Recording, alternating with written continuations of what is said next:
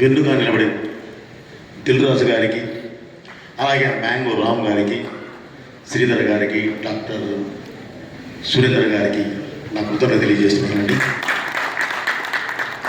ఇంకొక విషయం అండి, ఈ సినిమాలో పనిచేసిన ప్రతి టెక్నీషియన్, ప్రతి ఆర్టిస్ట్ ఏం చేశారు, ఏం మ్యాజిక్ చేశారు, ఏంటి అనేది మీరు స్క్రీన్ మీద చూసేశారు. ఈ సక్సెస్ సందర్భంగా నేను ఇంత విజయం సాధించినప్పుడు వాళ్ళందరి గురించి మాట్లాడాలి, కానీ తమన్ గారు ఆల్రెడీ ప్రతి ఒక్కడి గురించి మాట్లాడేశారు.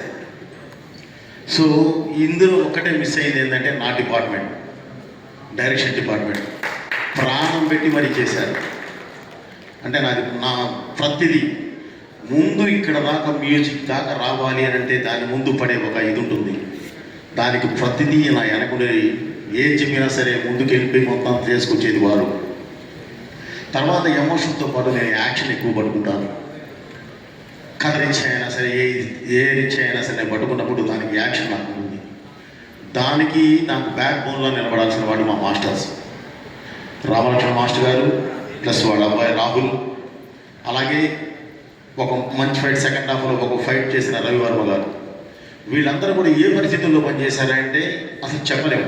ఒక ప్లేస్కి వెళ్తేనేమో బాడీ అంతా వంకర పోద్ది, -12 కట్ చేస్తే మళ్ళీ గంగమ్మ తల్లి మీద చేసేటప్పుడు +48, ఓన్లీ 2 days గ్యాప్లోనే వచ్చి చేసాము. అది ఇంత దీంట్లో కూడా ప్రతి ఒక్కళ్ళు ఎవరు ఏంటి అని అడగల.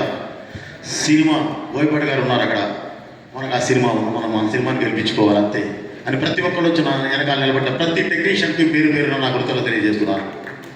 అలాగే నా ఆర్టిస్టులు కూడా. ముఖ్యంగా ఈ సినిమాని ఒక ప్లాట్ఫామ్ మీద తీసామండి.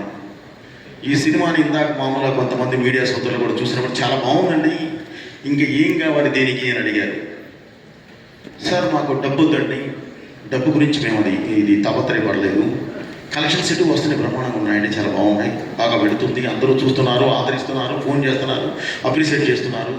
కానీ ఇంత మంచి సినిమా అంటే ఈ తరానికి దేశం గురించి, ఈ తరానికి ధర్మం గురించి, ఈ తరానికి దైవం గురించి ఇంత గొప్పగా ఒక మంచి కమర్షియల్ ప్లాట్ఫామ్ నేను చెప్పినప్పుడు ఇది జనంలోకి వెళ్ళాలి, ఇది జనంలోకి తీసుకెళ్ళాలి సార్, చాలు వాళ్ళు ఆదరిస్తే చాలు అని చెప్పారండి.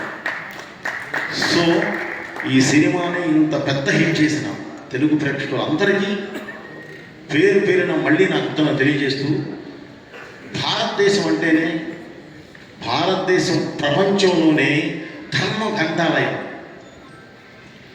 భారతదేశము ధర్మానికి తల్లివేరు లాంటిది. ఆ తల్లివేరు